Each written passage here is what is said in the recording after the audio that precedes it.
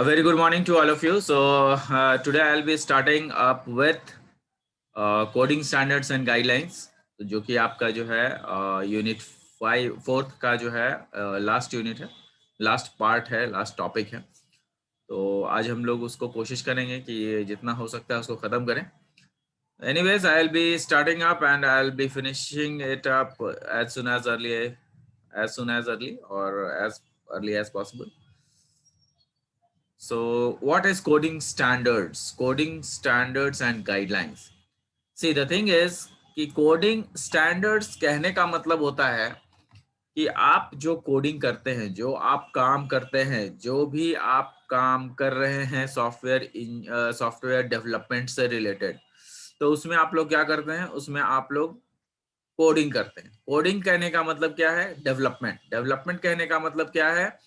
उसका सारा प्रोग्राम्स के इंस्ट्रक्शंस, जो प्रोग्राम्स है वो लिखते हैं आप, राइट? तो ये प्रोग्राम्स जो होते हैं, you right it in the form of certain platform. किसी ना किसी प्लेटफॉर्म को आधार मानते हुए आप बनाते हैं।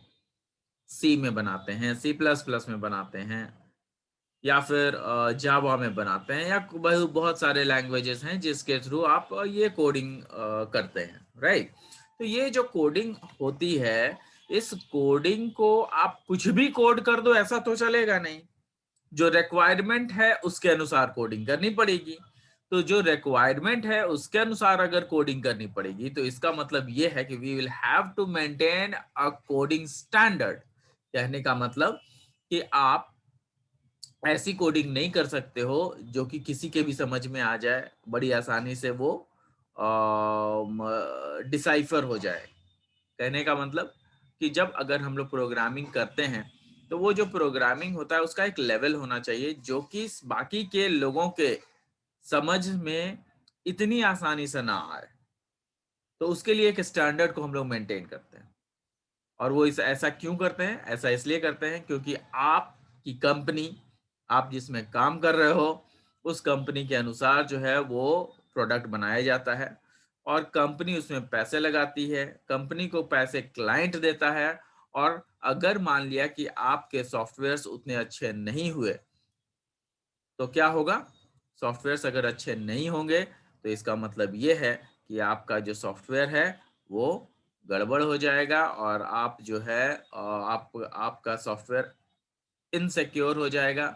उसमें से कोई भी कोडिंग को निकाल लेगा, चुरा लेगा और उसको जो है बाहर कर देगा। तो these are the things which have we have to keep it in mind before proceeding for coding and standards. तो ये चीज़ें जो है ये हमें करनी पड़ती है, जिसके कारण जो है हम लोग पॉसिबल नहीं हो पाता है कि हम लोग जो है ये कर पाए।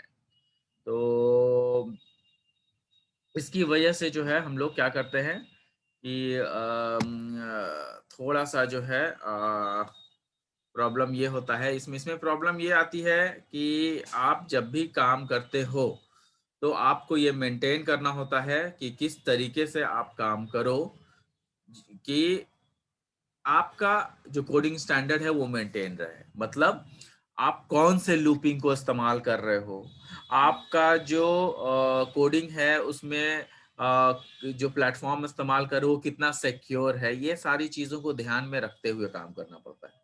खैर एनीवेज, हम लोग जो काम करेंगे वो थोड़ा सा जो है अभी जो है हम लोग देखेंगे कि क्या है ये चीज़। तो I will be sharing you the screen और शेयरिंग करने के बाद जो है आप लोग देखेंगे कि क्या कैसे काम होता है। तो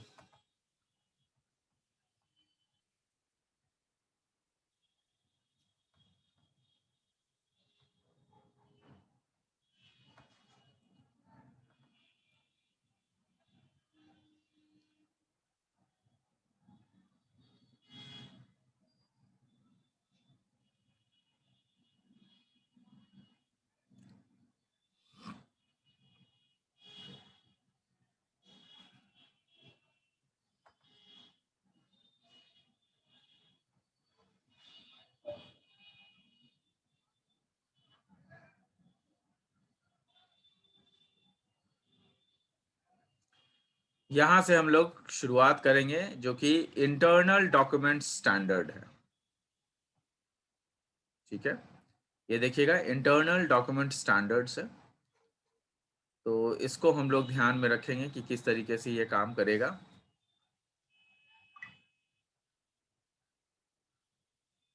इंटरनल डॉक्यूमेंट स्टैंडर्ड का मतलब क्या है? What do you mean by internal document standard? Document के स्टैंडर्ड क्या है?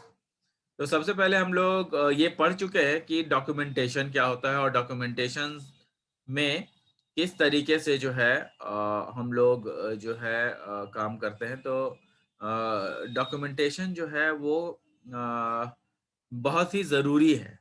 हर चीज़ के लिए हम लोग डॉक्यूमेंटेशन तैयार करते हैं, हर स्टेप के लिए। आप लोगों को पता होगा कि आप लोग एसडीएलसी पढ़े थे।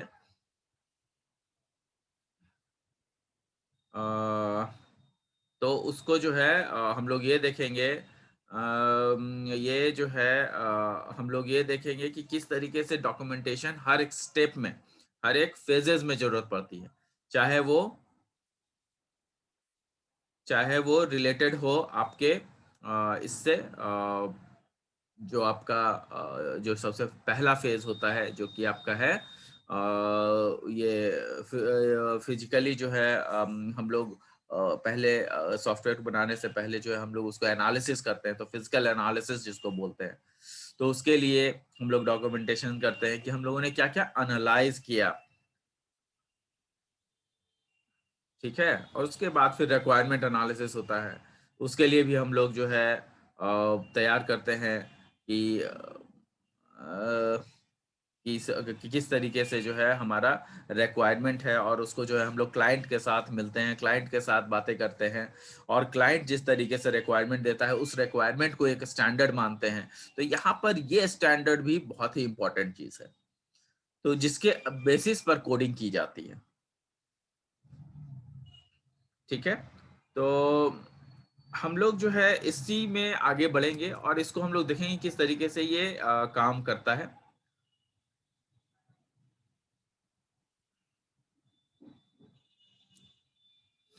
चलिए let's start. Internal document standards if done correctly. देखिए यहाँ पे सबसे पहली बात है इफ डन करेक्टली कहने का मतलब, इफ डन करेक्टली कहने का मतलब इंटरनल डॉक्यूमेंटेशन इम्प्रूव्स। यहाँ पे देखिए इफ डन करेक्टली मतलब आपका डॉक्यूमेंटेशन स्टैंडर्ड अगर आपने सही से मेंटेन किया है, इसका मतलब ये है कि आपने जो डॉक्यूमेंटेशन रिक्वायरमेंट एनालिसिस के टाइम पे या फिजिकल एनालिसिस रिक्वायरमेंट एनालिसिस के टाइम पे या फिर फिजिकल एनालिसिस के टाइम पे जो डिफरेंट फेजेस हैं एसडीएलसी के, सॉफ्टवेयर डेवलपमेंट लाइफ साइकिल के, तो उसमें जो आपने यूज किया है स्टैंडर्ड को, वो स्टैंडर्ड आपको मेंटेन करना है। और उसी स्टैंडर्ड के अनुसार आपको ये भी देखना होगा कि जो आपने ये आपने जो डॉक्यूमेंटेशन बनाया है वो हैवी नहीं होना चाहिए। There should be a specific task, मतलब इस तरीके से वो हो कि आपका जो आपने स्टैंडर्ड यूज किया है उसमें कुछ बात हो, लोगों को वो भाए, मतलब आप क्लाइंट के अनुसार बना रहे हो, तो क्लाइंट को वो समझ में आना चाहिए कि अच्छा इसने जो डॉक्यूमेंटेशन तैयार किया है उसमें इसने ये भी किया, ये भी किया, ये भी किया, और उसको पर्पसली जो है काफी तरीके से इसको प्रस्तुत किया गया है। तो ऑब्वियसली जो हमारा कोडिंग होगा या फिर हमारा जो सॉफ्टवेयर होगा वो भी अच्छा बनेगा। ये आपके क्लाइंट को समझ में आना चाहिए, इसीलिए यहाँ पे लिखा गया if done correctly internal document internal documentation improves the readability.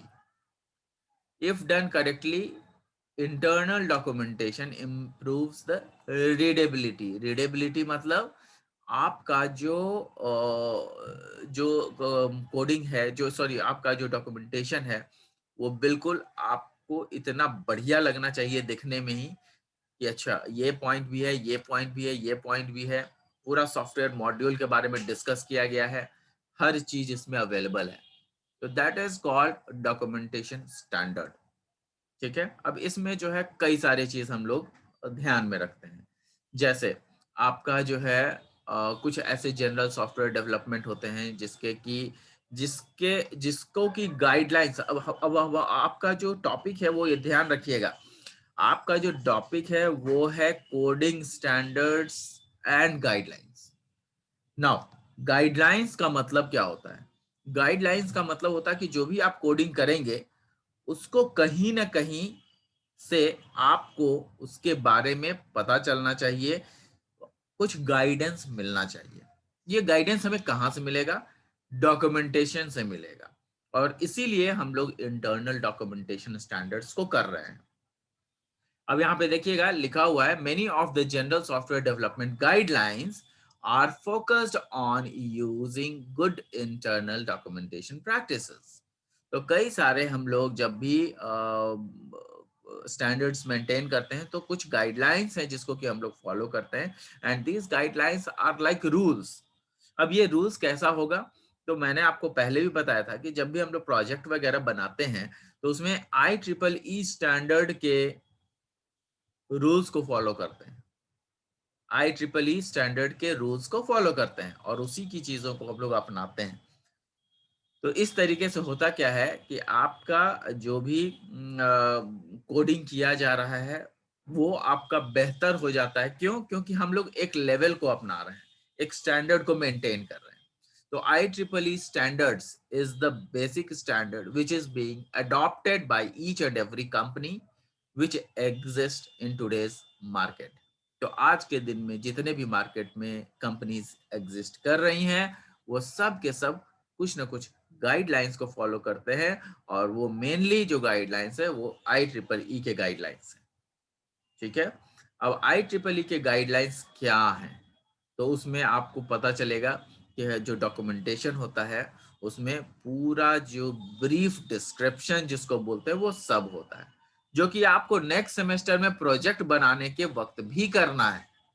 इसको मेंटेन करना है, आपको भी करना है। क्यों? क्योंकि आप अगले सेमेस्टर में जब आप प्रोजेक्ट बनाएंगे तो आपको ये गाइडलाइंस को फॉलो करते हुए प्रोजेक्ट बनाना है। ऐसा नहीं कि आपने नहीं करना है, अच्छा ये सॉफ्टवेयर इंजीनियरिंग में पढ़ना था, काम खत्म हो गया, अब इसकी जरूरत नहीं पड़ेगी, ऐसा बिल्कुल भी नहीं है। आपको उसको इम्प्लीमेंट करना है लाइफ में। जब तक आप सॉफ्टवेयर से रिलेटेड काम करेंगे तब तक आपको उसको उसकी जरूरत पड़ेगी, और उसको आप अपने ढंग से उसको काम में लाते रहेंगे। तो इसका मतलब यह है कि मेनी, यहाँ पे देखिए, many of the general software development guidelines are focused on using good internal document practices. ठीक है। SISPEG, now what is this? ये एक्चुअली एक स्टैंडर्ड है डॉक्यूमेंटेशन का जिसमें कि हम लोग यूज करते हैं, और उसके सारे स्टैंडर्ड्स को हम लोग मेंटेन करते हैं, उसके अग्रीमेंट्स को हम लोग ध्यान में रखते हुए काम करते हैं। तो ये क्या है? Many of the general software development guidelines are focused on using good internal documentation practices. The SISPEG has agreed that a file, SISPEG एक बॉडी है, कमिटी है, and it has agreed that a file containing one or more software modules or shell script file should have a comment block at its beginning containing the following basic informations। तो उसने एक standards create किया हुआ है कि आखिर जब आप फाइल बनाते हो या फिर आप कुछ डॉक्यूमेंटेशन को बनाते हो तो उसमें क्या कौन कौन सी चीजें होनी चाहिए। कुछ ऐसे पॉइंट्स हैं जो यहाँ पे डिस्कस किए गए हैं। तो जो पॉइंट्स है वो क्या है? The name of the author who has created the file, obviously जिसने भी वो डॉक्यूमेंटेशन क्रिएट किया है उसका तो नेमिंग होना चाहिए ना। तो एक तो वो हो गया। दूसरा क्या है? दूसरा है the date of the file was created, कब बनाया गया। ऑथर्स डेवलपमेंट ग्रुप, उसमें जो है ऑथर्स ने जो किन किन लोगों को के साथ ये चीजें डेवलप की है वो पूरा ग्रुप के बारे में उसमें डिस्क्रिप्शन होगा। फिर उसके बाद उस पर्टिकुलर मॉड्यूल के बारे में डिस्क्रिप्शन होगा कि आखिर उस पर्टिकुलर मॉड्यूल में क्या करना क्या है और कौन कौन सी चीजों को अपनाना है, तो जिसको कि कहते हैं description, overview of the purpose of the modules. तो ये चार चीज तो आपको रहने ही रहने। और मॉड्यूल क्या है? यहाँ पे मॉड्यूल एक मेथड है, जो हम लोग जिस मेथड को भी अपनाएंगे उस मेथड को हम लोग मॉड्यूल कहते हैं। यहाँ पे देखिए लिखा हुआ है, note that a module is a method, function और सब रूटीन। ठीक है। Each module containing with in source file should be preceded by a block of comments। तो जो आपका मॉड्यूल्स होता है उसको हम लोग ब्लॉक ऑफ कमेंट्स के जरिए भी जो है हम लोग इस्तेमाल करते हैं, और ब्लॉक्स ऑफ कमेंट्स के जरिए जो है हम लोग इस्तेमाल करके उसमें काम भी करते हैं।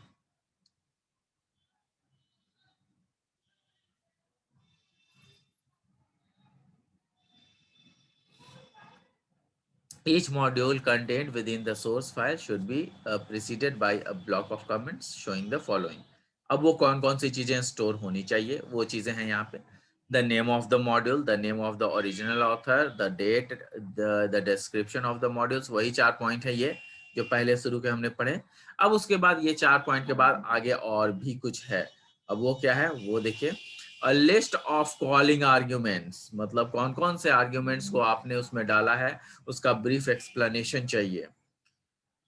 A list of required files, database, tables, जो भी आपका डेटाबेस यूज हुआ है, फाइल्स कहाँ पर है, उसका एक्चुअल पाथ, उसका टेबल्स में किस तरीके से यूटिलाइज किया गया है, और रूटीन में किस तरीके से उस टेबल को यूटिलाइज किया गया है, वो टेबल किस पर्टिकुलर मतलब डेटाबेस जो है वो किस पर्टिकुलर सॉफ्टवेयर से बनाया गया है, ये सारे डिटेल्स उसमें रहेंगे। नॉन सिस्टम रूटीन्स, कुछ ऐसे नॉन सिस्टम रूटीन्स भी हैं जो कि रहेंगे, जिसको कि ऑप्शनल बोलते हैं। तो ये all of the non system routines called by the module optional है। तो ये चीजें होंगी। रिटर्न वैल्यूज हैं, एरर कोड्स, एक्सेप्शंस हैं, ऑपरेटिंग सिस्टम्स हैं। तो ये सारा पॉइंट्स आपको दिया हुआ है। इसको आप लोग स्क्रीनशॉट्स ले लें। मैं आपको इसको साइज में कम कर देता हूं ताकि आप लोग को आ जाए। इसका आप लोग स्क्रीनशॉट ले लें, ये काफ़ी इम्पोर्टेंट है। ठीक है, ये काफ़ी इम्पोर्टेंट है, इसको आप लोग स्क्रीनशॉट ले लीजिए और अपने नोट्स में ज़रूर इंक्लूड कीजिएगा कि अगर डॉक्यूमेंटेशन स्टैंडर्ड की बात पूछी जाती है तो ये सारी चीज़ें आप लिखेंगे उसमें। I hope I am clear to you. तो इसके बाद जो आपका टॉपिक जो शुरू होता है वो है आपका कोडिंग स्टैंडर्ड्स। ठीक है, अब आइए coding standards. Now what is coding standards? अब कोडिंग स्टैंडर्ड्स की बात जब हम लोग करते हैं तो general coding standards pertain to how the developer writes the code. जैसा कि मैंने आपको बताया कि जब आप कोडिंग करते हैं तो कोड्स में आप किस तरह की कोडिंग करने वाले हैं वो सारी चीजें इसमें होंगी। तो कोडिंग स्टैंडर्ड्स में जो ऐसी सारी चीजें होंगी जो कि कोड्स आप लोग इस्तेमाल करेंगे, और ये कोर्स जो है ये कोर्स आप लोगों को इस तरीके से इस तरीके से होंगे ये कोर्स कि जिसमें कि ये कोड आपको ये बताएंगे कि आखिर जो आप करने वाले हो वो उसका उसमें कौन कौन उसका जो परसेप्शंस है, उसका जो इम्पैक्ट है वो कितना ज्यादा है। ठीक है, वो कितना ज्यादा है, इसलिए जो है आपका कोडिंग स्टैंडर्ड्स जो है उसमें दिखेगा कि उसका इम्पैक्ट जो है आपके सॉफ्टवेयर पर क्या पड़ रहा है। तो general coding standard pertain to how the developer writes the code. The SIS EPG has come up with a small set of items. It feels should be a small set of items it feels should be followed regardless of the programming language being used। तो कौन सा programming language use किए हैं उसका जो है कुछ थोड़ा सा जो है हम लोग उसका एक पर्टिकुलर देखेंगे कि how it is being done और किस तरीके से ये यूज में है, और हमारे प्रोग्राम्स या प्रोग्रामिंग लैंग्वेज किस तरीके से यूज किए जा रहे हैं। तो ये आपका कोडिंग स्टैंडर्ड्स है जिसको कि हम लोग मेंटेन करते हैं। अब यहाँ देखिए इंडेंटेशन, सबसे पहले लिखता है इंडेंटेशन। तो आप जो देखिएगा कि जब आपका प्रोग्राम लिखा जाता है तो सर्टेन इंडेंटेशन को फॉलो करता है। अब ये इंडेंटेशन है क्या? इंडेंटेशन आपको याद होगा कि हम लोगों ने माइक्रोसॉफ्ट वर्ड में पढ़ा था इंडेंटेशन। उसमें क्या होता है कि जब आप मेन फंक्शनैलिटी आप लिख रहे हो, सपोज कीजिए कि मेन फंक्शनैलिटी लिख रहे हो, तो मेन के अंदर जितनी भी चीजें हैं वो उस तरीके से लिखी जाएंगी कि जिसमें कि आपका जो मेन फंक्शन है वो आपको पता चलना चाहिए कि मेन कहाँ से शुरू हो रहा है और कहाँ खत्म हो रहा है। मेन के अंदर में जो फंक्शंस लिखे जा रहे हैं वो अंदर ही खत्म हो रहे हैं कि नहीं खत्म हो रहे हैं। अगर डू वाइल का प्रयोग हो रहा है तो डू जहां शुरू हो रहा है उसका इंडेंटेशन थोड़ा अंदर की ओर होगा। फॉर लूप अगर शुरू हो रहा है तो फॉर का इंडेंटेशन और अंदर होगा। फॉर के अंदर फॉर यूज हो रहा है तो फॉर नेस्टेड फॉर हो जाएगा वो, तो नेस्टेड फॉर का इंडेंटेशन और अंदर की ओर हो जाएगा। मतलब आप समझ रहे हैं कि जैसे यहाँ पर आपको मैंने एग्जांपल यहाँ पे नीचे दिया हुआ है, देखिए फॉर इंट आई, यहाँ पर आपका लिखा हुआ है I is less than number of employees plus plus I. तो यहाँ पर जो यूज कर रहे हैं वो आपका क्या है कि हमने कर्ली ब्रैकेट्स के अंदर इसको डाल दिया, राइट। और कर्ली ब्रैकेट्स के अंदर डाल दिया। अब इस कर्ली ब्रैकेट्स के अंदर में आप देखिएगा कि जहां पर जो भी स्टेटमेंट लिखना था लिख करके कर्ली ब्रैकेट्स को बंद कर दिया। तो उसके बाद प्रॉपर हम लोगों ने क्या किया, उसको डॉक्यूमेंटेशन की। डॉक्यूमेंटेशन क्या है यहाँ पे डॉक्यूमेंटेशन है कि हम लोगों ने उसको कमेंट कर दिया है कि भाई indentation is used in the body of method. अब ये चीज रहने से हमें पता चल जाएगा कि अच्छा इंडेंटेशन यूज किया गया है यहाँ पे। देखिए देख रहे हैं, अगर हम चाहते ये टोटल वेजेस जो ये स्टेटमेंट है वो साथ में ही यहीं से लिख देते, लेकिन उसको थोड़ा अंदर रखा है। क्यों रखा है? ताकि आप लोगों का कोडिंग देखने में भी अच्छा लगे, एकदम पता चल सके, साफ साफ क्लियर रहे। ठीक है, तो उसको हम लोग क्या बोलते हैं, उसको हम लोग इंडेंटेशन बोलते हैं। उसी तरीके से पैकेज यहाँ पे देखिए, तो पैकेज अगर जैसे ही इंक्लूड किया गया है तो पैकेज के बाद का जो जो स्टेटमेंट है वो एक साथ रखा गया, जबकि वहां पर जो आपका कर्ली ब्रैकेट्स यूज किया गया है वो एक अलग है, वो बिल्कुल सीधा में है। तो यहाँ से कितना अंदर है इसको इंडेंटेशन बोलते हैं। जो मार्जिन से राइट है तो वो कितना राइट है वो उसको इंडेंटेशन बोलते हैं। आप देखिएगा कि जो आपका जितना भी स्टेटमेंट है वो सब एक सीधा लाइन में है, दैट इज कॉल्ड इंडेंटेशन। ठीक है, ताकि आप लोगों को ये चीजें जब भी कोई कोड देखे तो उसको पता चल सके कि किस तरीके से वो कोडिंग यूटिलाइज की गई है। ठीक है, तो यहाँ पे इंडेंटेशन का मतलब क्या है, proper and consistent indentation is important in producing easy and read and maintainable programs. मतलब प्रोग्राम्स को समझने में दिक्कतें नहीं आए इसलिए प्रॉपर इंडेंटेशन हम लोग करते हैं। Emphasises the body control statement, और ये भी पता चलता है कि भाई बॉडी का जो कंट्रोल स्टेटमेंट है वो किस तरीके से जाएगा। emphasize the body of conditional statement, ये तो कंट्रोल स्टेटमेंट हो गया। फिर आपका जो कंडीशनल स्टेटमेंट होता है उसके बारे में बातें होती है, वो कैसा होता है, तो उसका इंडेंटेशन अलग होगा। न्यू स्कोप ब्लॉक, अगर कोई दूसरा नया ब्लॉक लिख रहे हैं तो उसका इंडेंटेशन अलग होगा। तो इस तरीके से जो है हम लोग इंडेंटेशन का प्रयोग करते हैं। A minimum of 3 spaces shall be used to indent, generally कम से कम 3 स्पेस जो है वो यूटिलाइज होगा इंडेंट के लिए। जनरली इंडेंटिंग बाय 3 और 4 spaces is considered to be adequate. Generally 3 या 4 जो स्पेसेस हैं वो माने जाते हैं, मानक माने जाते हैं कि इस तरीके का जो इंडेंटेशन है वो बिल्कुल सही है। तो इसको आप लोग ध्यान रखिएगा कि सबसे पहला पार्ट जो कोडिंग स्टैंडर्ड्स में हम लोगों ने देखा वो है आपका इंडेंटेशन। ठीक है, इसके बाद जो है आपको मैंने प्रोग्राम में आपको एग्जांपल भी बताया क्या इंडेंटेशन होता है। ठीक है, तो अब हम लोग नेक्स्ट क्लास से शुरू करेंगे इनलाइन कमेंट्स। ठीक है, जिसमें कि स्ट्रक्चर्ड प्रोग्रामिंग वगैरह जो है वो इनलाइन कमेंट्स एक्चुअली क्या होता है वो देखिएगा। इनलाइन कमेंट्स कुछ नहीं है, दो एक लाइन का है, थोड़ा सा देख लीजिए। Inline comments explaining the functionality of the sub routine. ध्यान रखिएगा कि इनलाइन कमेंट्स उसको कहते हैं जिसमें कि फंक्शनल, बेसिकली जो कमेंट्स हम लोग दे रहे हैं, जैसे यहाँ पे हम लोगों ने कमेंट दे दिया, यहाँ पे हम लोगों ने कमेंट देखिए दिया है कि indentation is used in the body of the method. तो हम लोगों ने ये इंडेंटेशन यूज, ये कमेंट है, this does not has to do anything with the programme.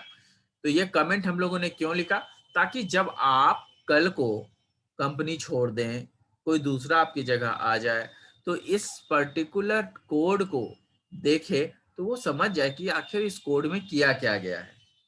Inline comments होता क्या है कि कमेंट्स में हम लोग प्रॉपर जो फंक्शनैलिटी होता है उस कमेंट्स में उसी फंक्शनैलिटी को हम लोग डाल देते हैं कि अच्छा यहाँ पे देखिए, जैसे मैंने इंडेंटेशन इज यूज्ड, यहाँ पे क्या किया गया है, इस मेथड में इंडेंटेशन यूज किया गया है, तो उसकी प्रॉपर हम लोगों ने उसकी लाइन लिख दी। अब देखिए एक और यहाँ पे यूज किया गया, indentation used in conditional statement. तो ये कमेंट दोनों तरीके से करते हैं हम लोग, एक तो डबल स्लैश और एक और होता है वो सिंगल स्लैश और स्टार। तो ये भी एक कमेंट है। तो ये कमेंट में क्या किया गया है, ये कमेंट में जो है आपका कंडीशनल स्टेटमेंट को ध्यान में रखते हुए दिया गया है। इंडेंटेशन यूज किया गया है कहाँ, कंडीशनल स्टेटमेंट के लिए यूज किया गया है। तो ये चीज आप ध्यान में रखेंगे कि जो इंडेंटेशन है that is used in a conditional statement, है ना। और ये भी ध्यान रखिएगा कि जैसे यहाँ पर जो इनलाइन कमेंट्स है वो क्या है, यही सारे कमेंट्स को इनलाइन कमेंट्स कहते हैं, जो कि कमेंट्स एक जगह से चलेंगे, एक लाइन से रहेंगे, तो उसको इनलाइन कमेंट्स बोलते हैं। Inline comments explaining the functioning of the sub routine. किसी पर्टिकुलर फंक्शनैलिटी को अगर आपने यूज किया है तो उस फंक्शनैलिटी के साथ जो है हम लोग इसको यूटिलाइज करते हैं, और उस फंक्शनैलिटी के साथ यूटिलाइज ही नहीं करते हैं बल्कि यूटिलाइज करने के साथ साथ हम लोग उसको लिख देते हैं कि भाई ये कमेंट में कि ये फंक्शन इस पर्टिकुलर चीज के लिए यूज किया गया है। ठीक है, तो नेक्स्ट क्लास से हम लोग जो है स्ट्रक्चर्ड प्रोग्रामिंग में चलेंगे, और ये स्ट्रक्चर्ड प्रोग्रामिंग को हम लोग नेक्स्ट क्लास से शुरू करेंगे। ठीक है, जिसमें जो है कुछ और कोडिंग स्टैंडर्ड्स मालूम चलेगा हमें। तो I hope I am able to make you explain. So thank you, thanks a lot. We'll meet in the next class and we'll finish the chapter. Thank you.